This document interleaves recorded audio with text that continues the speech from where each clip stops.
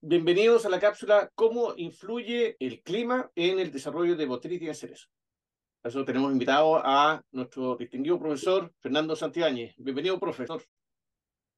Muchas gracias, Gabriel. Es un gusto estar contigo acá. Muchas gracias por estar con nosotros. Profesor, ¿cómo el cambio climático podría estar afectando en mayor grado la incidencia de botrytis en cerezos? Como el cambio climático se expresa a través de un calentamiento globalizado del planeta, lo que incluye un calentamiento del aire, pero también un calentamiento del océano, ocurre que el agua oceánica reacciona y se evapora con más facilidad y en mayor cantidad. Por lo tanto, lo que se espera, y es lo que ha venido ocurriendo por lo demás, un alza en el contenido de vapor del aire. Acá en Chile hemos hecho estimaciones, es decir, medidas concretas con series de datos que muestran que ha subido el contenido de vapor del aire en más o menos un 8% en los últimos 50 años. Entonces, al estar más cargado de vapor el aire, al menor enfriamiento durante la noche, condensa, o sea, condensa antes, porque ¿no es cierto? El aire está más cerca de la saturación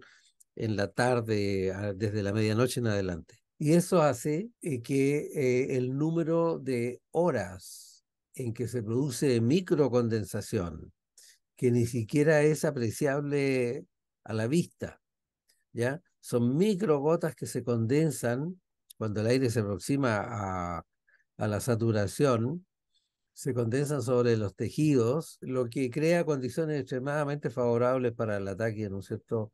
En este caso, la botrytis, ¿ya? El que necesita un medio líquido, ¿no es cierto? Las esporas para germinar y para poder crecer y poder infectar. Entonces, calculamos que se ha alargado en los últimos 50 años entre 1 hora y 1 hora y media el periodo de condensación nocturna.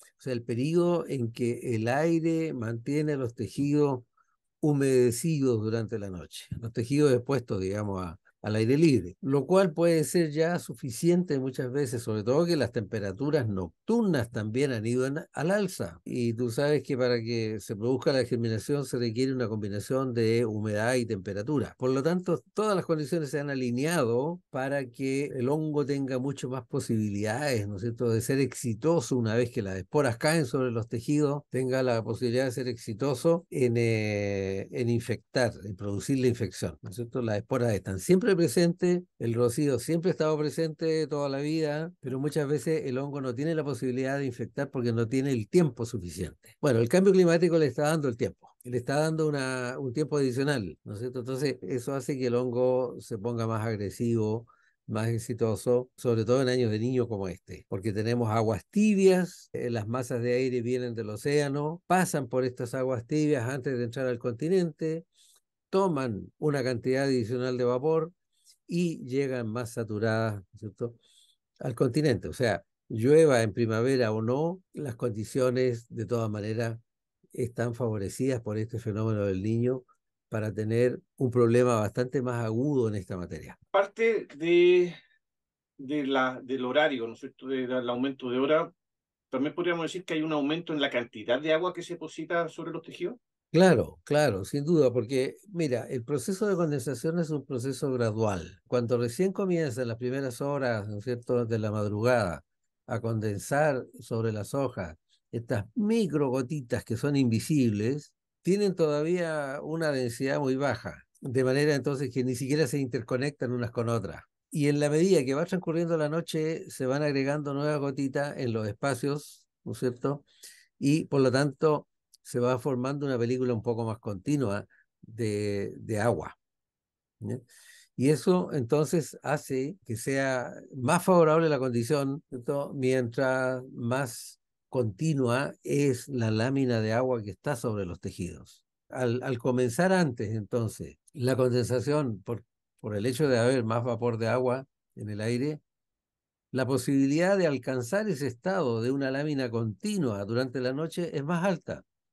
porque va a haber más tiempo para aquello. Y la infección se favorece porque las esporas se pueden mover, no todo el tejido vegetal favorece el ingreso del hongo. Hay pequeñas fisuras en ciertas partes, ¿no es cierto?, que las producen las mismas cambios de temperatura.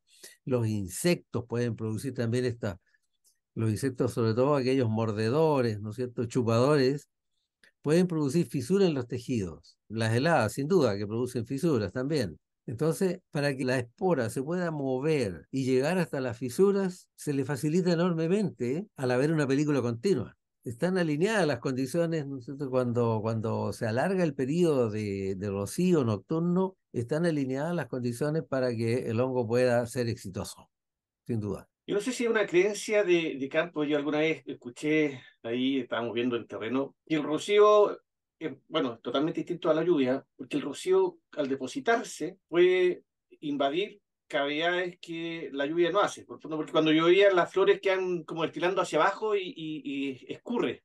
En cambio, el rocío como que se depositaba y quedaba ahí en el pistilo, quedaba entre medio del sépalo, ¿Eso también puede afectar o es tan así? Es así, porque la lluvia lava también. Es lo que tú recién lo mencionaste.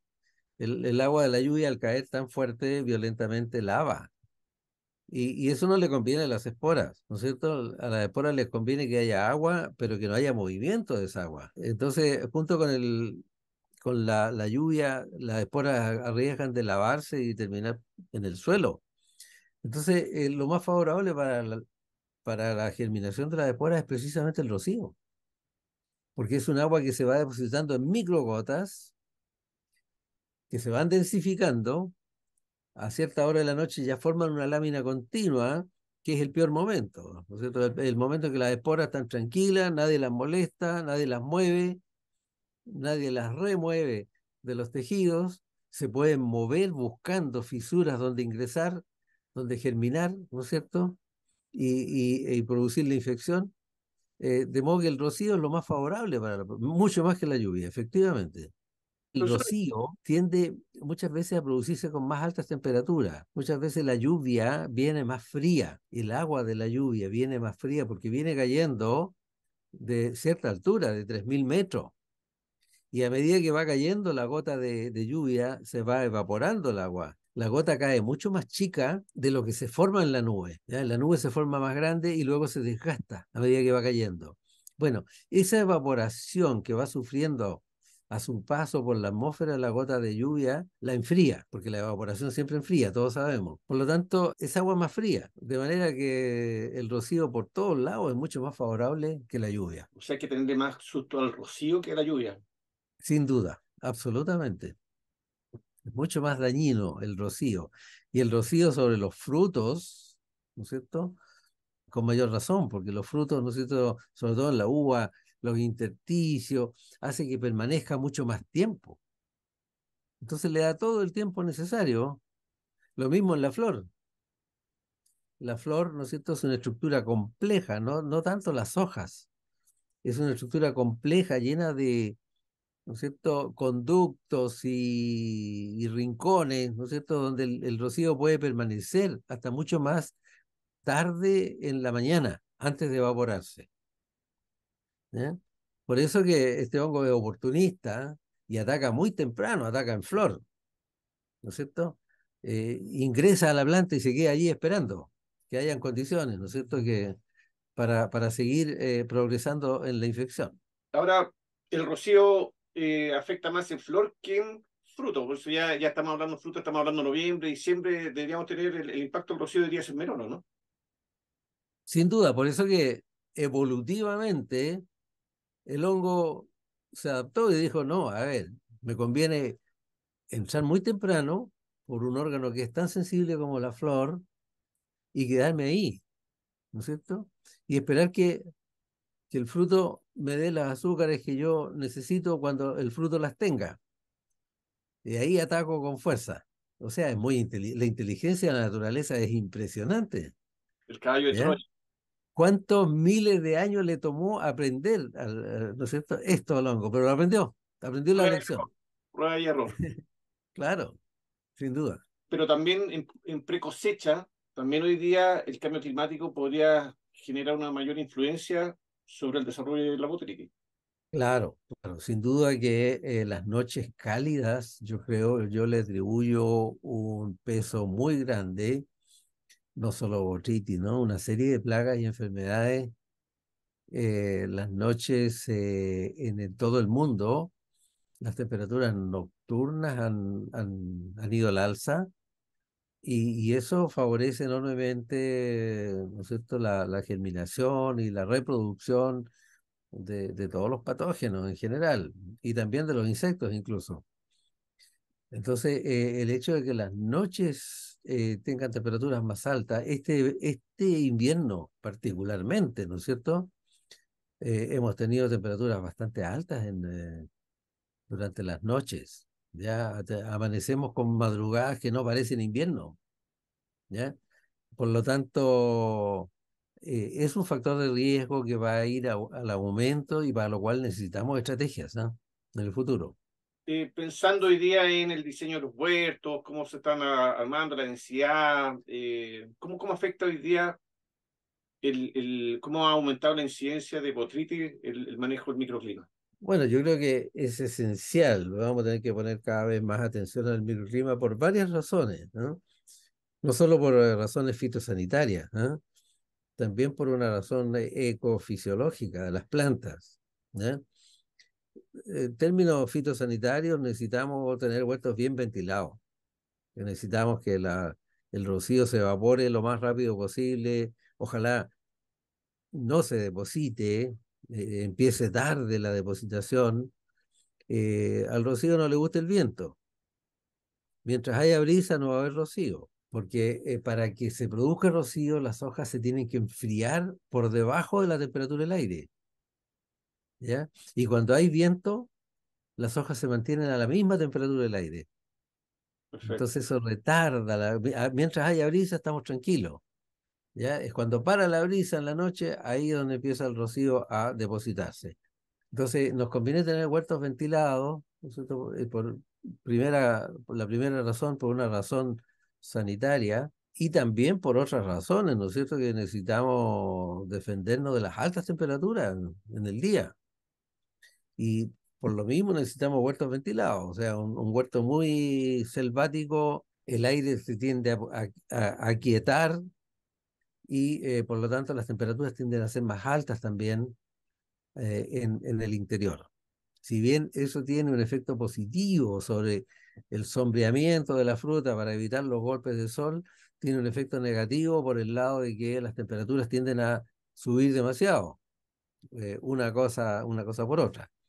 De manera que el manejo del follaje va a tener que ser muy científicamente calculado. En teoría necesitamos dos cosas: buena ventilación, pero también buena capacidad de sombreo, ¿no es cierto? Entonces, en el futuro va a tener que ser mucho más dirigida la gestión aérea de los árboles, de modo de proteger los frutos en aquellos que son sensibles a los golpes de sol, caso de la uva, ¿no es cierto?, las pomáceas, pero resguardando entonces la buena ventilación, ¿ya? Yo creo que a futuro vamos a necesitar una ingeniería un- o una arquitectura, ¿no es cierto?, científicamente diseñada para tener huertos que sorteen bien los extremos climáticos. Por un lado, los rocíos nocturnos, como hablábamos, y por otro lado, las altas temperaturas diurnas. O sea, magno problema tenemos. Aquí hay un problema de ingeniería. Yo creo que la inteligencia artificial nos va a ayudar en esto. ¿Ah? Vamos a tener que recurrir en agronomía, no recurrimos para nada, ¿no es cierto?, a la Big Data, a la inteligencia artificial. Hoy día se está diseñando toda la aviación hace décadas, ¿no es cierto?, que se está diseñando en base a modelos muy complejos, ¿no es cierto?, que antes no le llamábamos inteligencia artificial, pero hoy día le cambiamos nombre y así se llama. En agronomía yo creo que los huertos en el futuro van a tener que ser diseñados recurriendo a todas estas herramientas. Va a ser tan complejo como construir un avión, hacer un huerto. Con esa lógica, la cobertura vegetal se va a convertir en una necesidad. sin duda que uno de los grandes problemas que tenemos hoy día son las ondas de calor. Las ondas de calor, ¿no es cierto? Y cómo podemos luchar contra eso, porque afectan a la cantidad de la producción, afectan a la calidad de la producción, por lo tanto, y hay una interacción además entre la temperatura del aire y la radiación solar. Si escapamos un poco a la radiación solar, escapamos un poco a las ondas de calor, ¿ya? Por lo tanto, aquí tenemos que hacer una ingeniería bastante compleja, multivariada, en el diseño, de modo de ayudarle un poco a la planta a no sucumbir frente a todos estos extremos, ¿no? Y a todas estas situaciones que, desgraciadamente, están evolucionando para mal, no para bien, ¿no es cierto? El clima de los años 20, 30, 40, sin duda que era más favorable para producir buena fruta que el clima de los años 2000. O sea, el clima nos está poniendo problemas, pero con inteligencia podemos salir adelante, pero necesitamos ponernos a trabajar.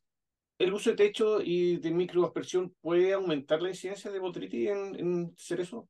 El uso de techos, de alguna manera puede porque disminuye la ventilación. El techo, ¿no es cierto?, hace que se produzca un microclima mucho más estable, quieto, y al haber menos ventilación, el rocío nocturno tiene mucho más tiempo de permanencia. O sea, un huerto bajo techo se va a secar mucho más tarde en las mañanas, mientras que un huerto así al aire libre se va a secar mucho antes. Por eso le va a dar mejor oportunidad en este caso al hongo, de poder atacar y lograr infectar, lograr pasar el umbral de infección. Entonces, claro, hay que pensar de que la tecnología de repente nos juega en contra, nos ayuda para una cosa, pero nos complica la vida por otra. Pero sin duda que los techos de forma alguna no hay por dónde el techo pueda disminuir el efecto de la botrytis. El rocío Puede, igual. pu- claro, puede un techo abierto, un techo que no es muy cerrado,